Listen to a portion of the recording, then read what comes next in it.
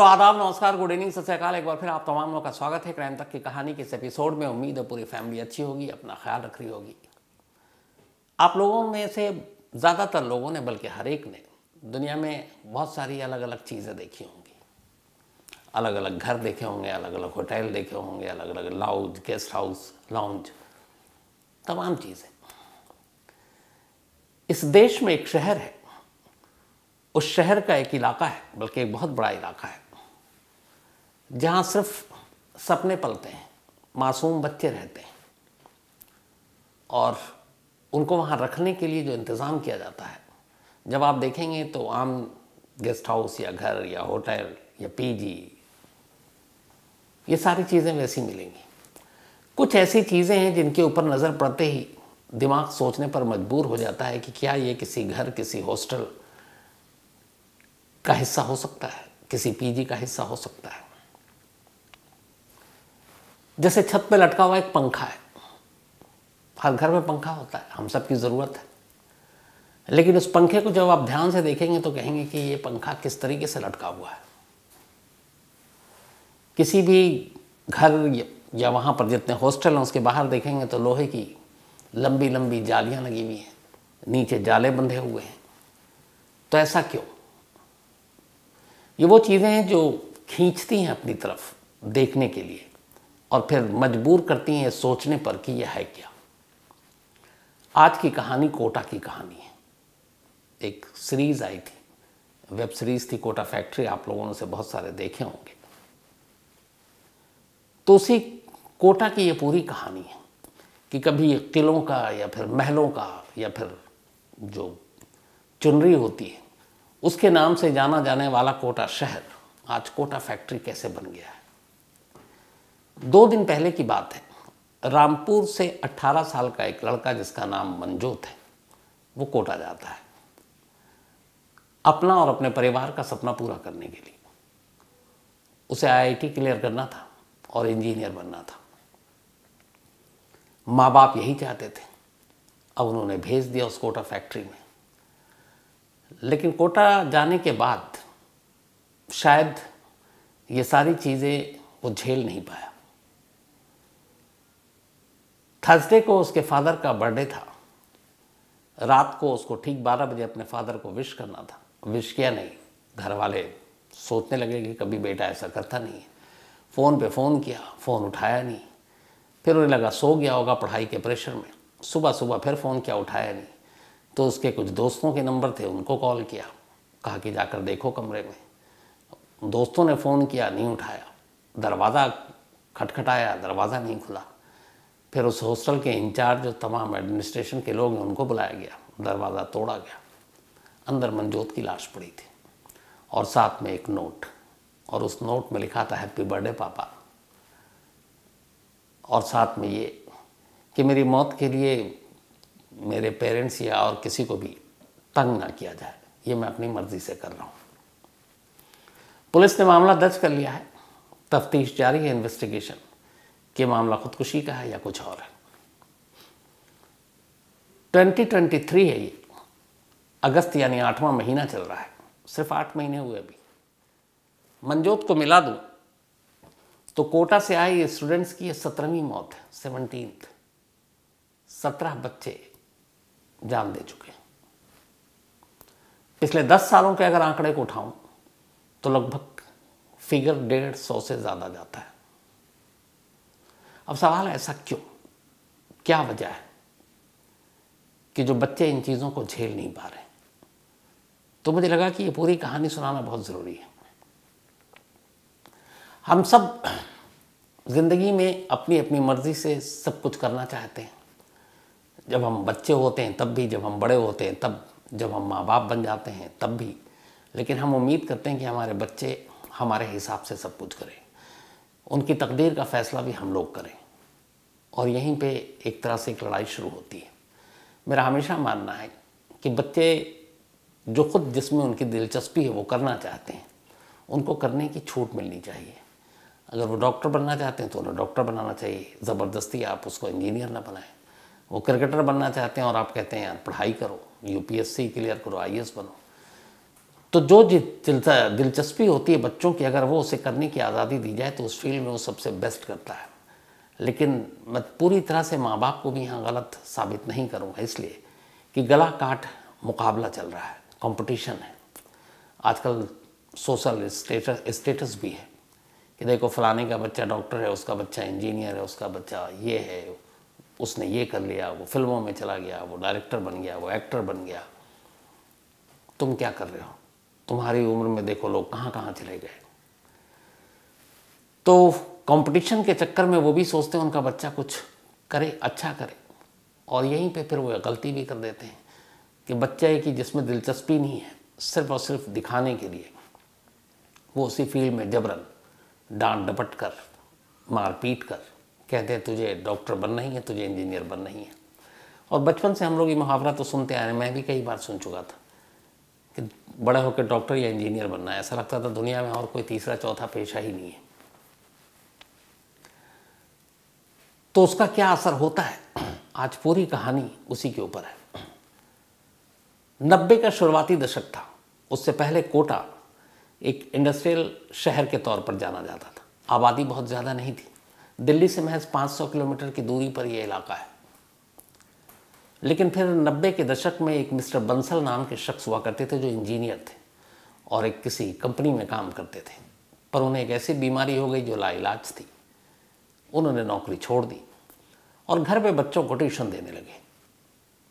Tuition दिया, कुछ होनहार बच्चे मिले, इत्तेफाक से उनमें से एक IIT निकाल ले गया, इंजीनियर बन गया। अब बंसल साहब के नाम होने शुरू हो गए।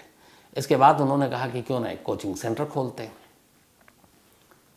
तो उन्होंने बंसल कोचिंग सेंटर खोला कोटा में। पहली बार जिन बच्चों को पढ़ाया उनमें से करीब 8 बच्चे IIT क्लियर कर लिया। नेक्स्ट ईयर सीधे तादाद 40 तक पहुंच गई। अब जब IIT में ऐसा रिजल्ट आना शुरू हुआ तो फिर बंसल साहब के अलावा बाकी लोगों ने कहा कि यार क्यों ना हम भी ट्राई करें। और फिर धीरे धीरे कोटा में कोचिंग सेंटर खुलने लगे। क्योंकि कोटा एक तो मध्य प्रदेश और राजस्थान दोनों के लगभग बॉर्डर पर है, दिल्ली के भी करीब है, यूपी के भी करीब है, उधर यूपी से चले जाएं तो बिहार के भी करीब है। तो फिर जब लगा रिजल्ट अच्छा है, कोटा सस्ता है, तो धीरे धीरे कोचिंग सेंटर खुलने लगे। शुरुआत में 7 नामी कोचिंग सेंटर थे, उसके बाद तो बाढ़ ही आ गई। अब ये हुआ कि ख़ासतौर पर यूपी, बिहार, राजस्थान, MP, इन सब के बच्चे वहाँ पहुँचने लगे। इसके अलावा केरल वेरल और कहाँ कहाँ से भी लोग आए। धीरे धीरे अब कोटा की अपनी पहचान कहीं खोती गई और एक कोचिंग सेंटर हब के तौर पर ये देश के नक्शे पर उभर गया। लोगों को भी लगा कि ये अच्छा बिजनेस है। अब सिर्फ कोचिंग सेंटर चलाने वाले नहीं बल्कि शहर के बाकी लोगों को भी इससे रोज़गार मिलने लगा। लोगों ने अपने घरों को PG में तब्दील कर दिया, बच्चों को किराए पे कमरे देने लगे। जिनके कोचिंग सेंटर थे उन्हें लगा कि फिर हम भी खुद बनाते हैं, उन्होंने अपने हॉस्टल बनाने शुरू कर दिए, PG बनाने शुरू कर दिए। देखते देखते IIT और मेडिकल के एंट्रेंस टेस्ट की ट्रेनिंग देने या कोचिंग के लिए कोटा का नाम होने लगा। आज की तारीख में अगर 2023 की बात करूं, इस वक्त कोटा में जो इंजीनियर या डॉक्टर बनना चाहते हैं उसकी कोचिंग के लिए लगभग 3 लाख बच्चे कोटा में कोचिंग क्लास ले रहे हैं। 3 लाख, आप अंदाज़ा लगाइए, एक छोटा मोटा पूरा कस्बा हो जाता है। अब यहीं से सारी लड़ाई शुरू होती है। कैसे बचपन छीना जाता है, कैसे सपने हासिल होते हैं और कैसे सपने दम तोड़ते हैं, यही कहानी है कोटा की। जैसे ही एक बार वहाँ आप उतरे, आपने टॉप जो कोचिंग सेंटर है, सबसे पहले माँ बाप चाहते हैं वहीं उसका दाखला हो। वहाँ दाखला होता है, फीस है। अब ये होता है कि उनके रहने वहने का। तो कोचिंग सेंटर एक तरह से पूरा एक ऐसा बिजनेस वो हो चुका है कि उनका कहना है कि आपके बच्चों को डॉक्टर या इंजीनियर बनाना है तो फिर इसको मेरे हवाले करिए और भूल जाइए इसका रूटीन क्या है। खाना से लेके कपड़े से लेकर सारी चीज़ें वो सब कुछ फिक्स है। लॉन्ड्री में कपड़े धुलेंगे, खाना मेस से आएगा। बच्चे को यहाँ पर डालिए और उसका काम है सिर्फ और सिर्फ पढ़ाई करना। सुबह 6:30 बजे से ये काम शुरू हो जाता है और कहते हैं रात 2-2 बजे तक चलता है। संडे की छुट्टी के दिन भी छुट्टी के नाम पे कोई टेस्ट हो जाता है। मतलब सिवाय पढ़ाई के दिन भर आपके पास और कोई काम नहीं है। बच्चों को ये सिखाया जाता है कि यहाँ जितने बच्चे तुम्हारे साथ तुम्हारे क्लास में या बैच में पढ़ रहे हैं ये तुम्हारे दोस्त नहीं है, ये कॉम्पिटिटर है। यानी उन बच्चों के साथ रहते हुए भी हर बच्चा तन्हा है, वहाँ अकेला है। तो जब वो अकेला होगा, तन्हा होगा, उसके दिमाग में ये होगा कि सारे बच्चे तुम्हारे कॉम्पिटिटर हैं, इनसे ज़्यादा दोस्ती करोगे तुम्हारे नंबर कम होंगे, वो तुमसे पहले सिलेक्ट हो जाएगा आईटी में या मेडिकल में, तुम्हारे माँ बाप ये सब कुछ फिर क्या करेंगे। तो फिर अंदाज़ा लगेगा उसकी ज़िंदगी कैसी होगी। हॉस्टल में रहना, सुबह से रात तक पढ़ना और हर वक्त दिमाग में ये बात डालना कि तुम यहाँ इंजीनियर बनने आए, तुम यहाँ डॉक्टर बनने आए, तुम्हारी दूसरी कोई सोच होनी नहीं चाहिए। अब उसमें बहुत सारे बच्चे दबाव नहीं झेलते, जो आपको मैंने शुरुआत में बताई कि जब बहुत सारे बच्चे दबाव नहीं झेलते और ये इंसिडेंट बढ़ने लगे बच्चों की मौत की, तो फिर एडमिनिस्ट्रेशन भी हरकत में आया। आज कोटा में ये मस्ट है कि जितने भी हॉस्टल हैं या पीजी हैं, वहाँ जितने पंखे होंगे वो आम पंखे नहीं होंगे। अगर उस पंखे पर 5-10 किलो का वेट भी पड़ेगा तो पंखा अपने आप नीचे आ जाएगा। आप समझ गए होंगे कि क्यों ऐसा, क्योंकि ज़्यादातर मौत की वजह झूलने से हुई थी पंखे से। उसमें ऐसे सब डिवाइस लग गए हैं कि अगर कोई उस पर वेट पड़ता है तो अपने आप वो अलार्म बजा देगा और अलर्ट हो जाएंगे वहाँ के जो गार्ड हैं और बाकी लोग हैं। बहुत सारे लोगों ने बिल्डिंग में ऊपरी मंजिल से कूद गए बच्चे, तो बाकायदा लोहे की ग्रिल लगा दी गई है, जालियां नीचे लगा दी गई हैं ताकि उसको ऐन वक्त पे पकड़ा जा सके। ये सारी चीज़ें की गई हैं, लेकिन इसके बावजूद आंकड़े दहलाने वाले और डराने वाले हैं। क्योंकि मैंने जैसा आपको शुरू में कहा कि 2023 से भी 8वां महीना है, 17 बच्चों की जान जा चुकी है सिर्फ इस दबाव की वजह से। कोटा शहर के राजीव गांधी नगर इलाके में, चाहे जवाहर नगर, तलवंडी, विज्ञान विहार, दादाबाड़ी, वसंत विहार, ये जितने हैं, सिर्फ यहाँ पे ही करीब करीब 1.25 लाख स्टूडेंट्स रहते हैं। एक इलाका है लैंडमार्क इलाके, जहाँ पे सारे मेन नामी कोचिंग सेंटर है, वहाँ करीब 75,000 इसके करीब स्टूडेंट्स रहते हैं। इस साल का जो डेटा है वो है करीब 3 लाख स्टूडेंट्स अलग अलग देश के राज्यों से कोटा में पहुँचे हुए हैं, उस कोटा फैक्ट्री में पहुँचे हुए हैं, इंजीनियर या फिर डॉक्टर बनने का सपना लेकर। अब ऐसा क्यों होता है कि कोटा ही क्यों? तो उसकी वजह यह है कि जो आईआईटी या फिर नीट का एग्ज़ाम होता है डॉक्टर या फिर इंजीनियर बनने के लिए, उसमें कोटा में पढ़ने वाले बच्चों का सक्सेस रेट ज़्यादा होता है। और सक्सेस रेट को देखते हुए ही माँ बाप अपने बच्चों को कोटा भेज देते हैं। वहाँ उनकी रूटीन जो होती है वो इतनी सख्त है, और उस सख्त रूटीन से ज़्यादा जो सपने और उस सपनों को लेकर जो एक प्रेशर होता है माँ बाप का कि देखो कोटा भेजा है, पैसे नहीं है, उधार लिया है, कर्ज लिया है, ज़मीन बेची है, या फिर बेटा तुमसे ही सारा सपना है, तुम्ही से आगे सब कुछ होना है। तो वो 16, 17, 18 साल का एक बच्चा शायद इस उम्र में ये चीज़ों को झेल ही नहीं पाता है। उसे लगता है कि अगर वो ये सपना अपने माँ बाप का पूरा नहीं कर पाया तो वो जीते जी मर जाएंगे, और उसे लगता है कि उससे होगा नहीं तो वो खुद मर जाता है। तो यहाँ सपने के चक्कर में खुद सपनों की मौत हो रही है। डेटा है एक मेरे पास, 2012 11 स्टूडेंट्स की मौत हुई थी कोटा में, 13 में 13, 2014 में 8, 2015 में 17, 2016 में 18, 2017 में 14, 2018 में 20, 2019 में 18, 2020 में 20, और कमाल देखिए 2021 में 0। उसकी वजह है 2021 में कोरोना था, पूरा कोटा स्टूडेंट से खाली था। अब ये तो सिर्फ आपको लास्ट 10 साल के इंसिडेंट है जिसमें 150 से ज़्यादा हादसे हो चुके हैं। पुलिस वाले हमेशा ये कहते हैं कि वो बच्चों के ऊपर प्रेशर है, उनको अलग अलग एक्सपर्ट्स और इसके ज़रिए ब्रीफ किया जाना चाहिए। पेरेंट्स कहते हैं हम बच्चे पे प्रेशर नहीं डालते, उनको समझाते हैं। बच्चा लेकिन जैसे ही कोटा में दाखिल होता है, पहला कदम रखता है, उसके सर पर एक बोझ आ जाता है। माँ बाप ने बड़े सपने से भेजे, इतने पैसे खर्च हैं, कोचिंग की फ़ीस अलग है, हॉस्टल के अलग हैं, लॉन्ड्री के अलग हैं, खाने के अलग हैं। बल्कि बिजनेस मॉड्यूल ऐसा है कि अगर कोई पीजी हॉस्टल में वहाँ बच्चा रह रहा है तो उसके गेट के सामने सारे ई रिक्शा जो है उसी कोचिंग सेंटर वालों के होते हैं कि तुम्हें अगर बाहर चाय पीने भी जाना है तो इस रिक्शे पे जाओ, तुम्हें यहाँ से कहीं और जाना तो इसी रिक्शे पे जाओ, सबके फीस ले चुके होते हैं। कपड़े धुलने हैं तो तुम्हारे हमारे लॉन्ड्री में धुलेंगे। खाना तुम्हें यहीं से खाना पड़ेगा, अगर तुम बाहर जाकर खाना चाहते हो सस्ता मिलेगा, लेकिन वो जो 1 घंटे का तुम्हारा टाइम वेस्ट होगा वो तुम्हारी पढ़ाई में उसको यूज़ करो। तो हर कदम, हर सांस एक तरह से यहाँ पर गिरवी होता है। और ऊपर से सपने, घर पे दूर बैठे माँ बाप के कि मेरा बेटा कल को इंजीनियर बनेगा, डॉक्टर बनेगा, आईटी क्लियर करेगा, नीट क्लियर करेगा।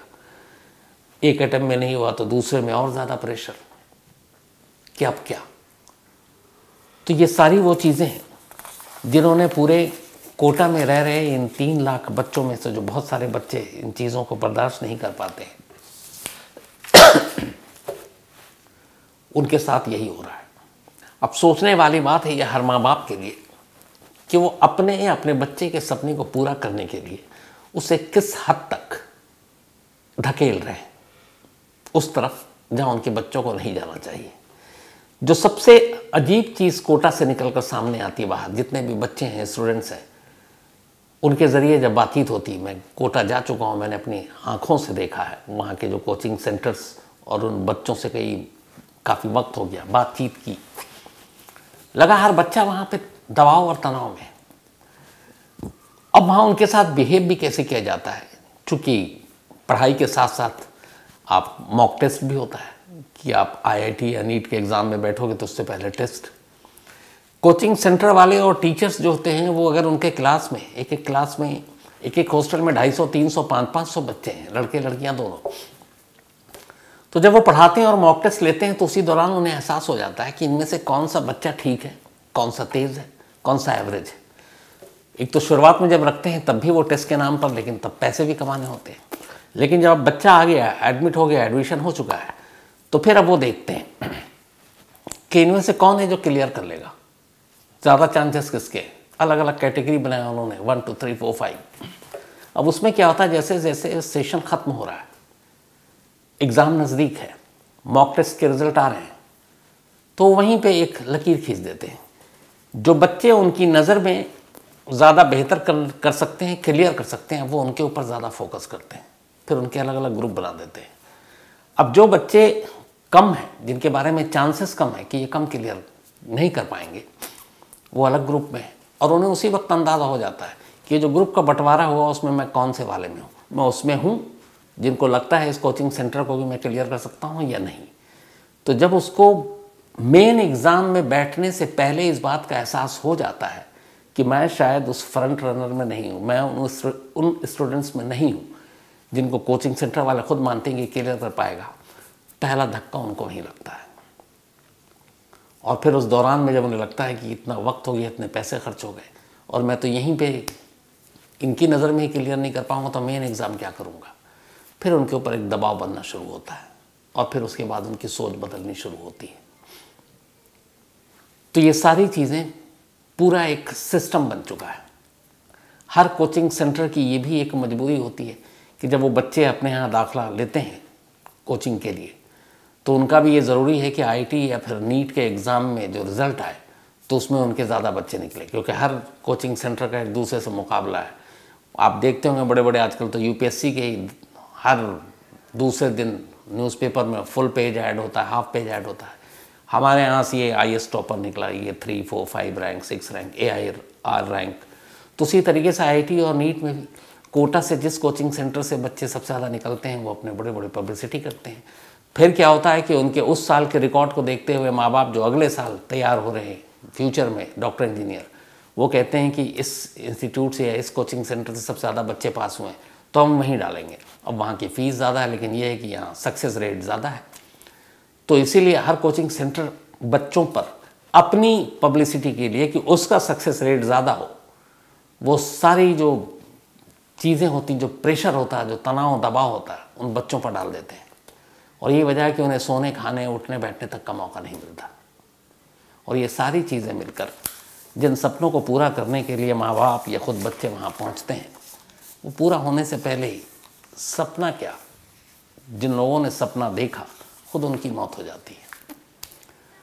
तो कंपटीशन, गला काट मुकाबला और ये रेस, ये कौन बच्चा किससे आगे, एक हद तक तो ठीक है, लेकिन जब हद ही ना हो जब वो इंसान ही ना हो जिसके लिए आप ये लड़ाई लड़ रहे हो, जिसको आप कुछ बनाना चाहते हो, तो फिर क्या फ़ायदा ऐसे मुकाबले का।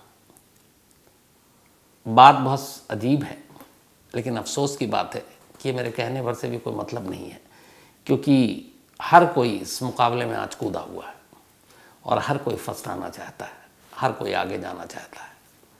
और उस चक्कर में वो बहुत सारे जो इस रेस में अपने आप को नहीं मानते हैं कि वो शायद बहुत आगे तक जा पाएंगे, उनके सामने फिर कोई और रास्ता नज़र नहीं आता। हालांकि मैं शुरू से कहता हूँ कि ये इम्तिहान, ये पढ़ाई, ये मुकाबला, ये कंपटीशन, ये ज़िंदगी का नाम नहीं है। ये ज़िंदगी का एक पहलू हो सकता है, एक छोटा सा हिस्सा हो सकता है, लेकिन ये पूरी ज़िंदगी नहीं है। तो कभी भी ऐसा कदम ना उठाएं। ज़िंदगी से लड़ना और ज़िंदगी की जो मुश्किलें हैं उसका सामना करने का हौसला होना चाहिए, और जब हौसला हो तो बहुत कुछ हो सकता है। अगर सिर्फ पढ़ाई ही हर एक इंसान की कामयाबी का पैमाना होता तो आप उठा कर देख लें, बहुत बड़े बड़े ऐसे लोग जिनको बहुत अच्छे मार्क्स नहीं आए, जो कभी फर्स्ट डिवीज़न नहीं लाए, लेकिन कामयाब और सक्सेसफुल इंसान है। बहुत लंबी लिस्ट है ऐसे लोगों की। पढ़ाई ज़रूरी है, लेकिन ज़रूरी नहीं है कि आप अव्वल ही आए तभी आप कामयाब होंगे, क्योंकि अव्वल सिर्फ एक ही शख्स आ सकता है। उसके पीछे जो हज़ारों लाखों हैं, फिर अगर सभी को अव्वल कर दिया तो फिर गिनती का मतलब नहीं है। लेकिन जो अव्वल नहीं आते हैं, इसका मतलब है वो भी नालायक या नाकारा नहीं है, उनके अंदर कोई और टैलेंट होगा। तो उस टैलेंट को पहचान कर उसको आगे बढ़ाने और उसके लिए उसे पुश करने की ज़रूरत है। नहीं ये जो मैं चाहता हूँ एक पेरेंट्स के तौर पर कि मेरा बच्चा ये करे और बस यही करना है, ये नहीं करना चाहिए। तो आज इतना ही। मुझे लगा कि ये पता नहीं क्यों मन किया था आप लोगों से ये शेयर करने के लिए। इसको कहानी के कैटेगरी में भी नहीं डालूंगा मैं, लेकिन मुझे लगा कि ये कहना चाहिए। और आप में से, क्राइम तक फैमिली में से, मुझे लगता है बहुत सारे लोग पेरेंट्स भी हैं, तो ज़रूर आप मेल में अपनी अपनी राय भेजिएगा और मंडे को मैं ईमानदारी से उसको शामिल करूँगा। तो थैंक यू सो मच। आज ज्योति सागर चौरसिया, इनका बर्थडे है, तो हैप्पी बर्थडे ज्योति सागर चौरसिया जी। और इत्तेफाक से 12 साल का इनका एक बेटा है और उसका भी जन्मदिन आज ही है, तो बाप बेटे दोनों का जन्मदिन है, तो घर में डबल खुशियाँ। तो बहुत बहुत दोनों पिता पुत्र को इस जन्मदिन की बधाई। और ऐसा इत्तेफाक या संयोग अच्छा लगता है। तो इसके अलावा आज हमीदुल्ला शम्स, वाह इनके साथ भी मेरा नाम, तो इनका भी आज जन्मदिन है। तो हमीदुल्ला साहब हैप्पी बर्थडे। और ये भेजा आसिया शम्स, उनकी वाइफ हैं ये, और हमीदुल्ला अफ़गानिस्तान के हैं लेकिन भारत में रह रहे हैं। इसके अलावा सुधीर, बल्कि सिद्धार्थ गर्ग, इनका भी जन्मदिन है, तो हैप्पी बर्थडे सिद्धार्थ। और ये करण ने भेजा है। डॉक्टर लव कुमार, इनका भी आज बर्थडे है, तो happy birthday doctor love Kumar, ये कुरुक्षेत्र से हैं। साथ ही आज फहद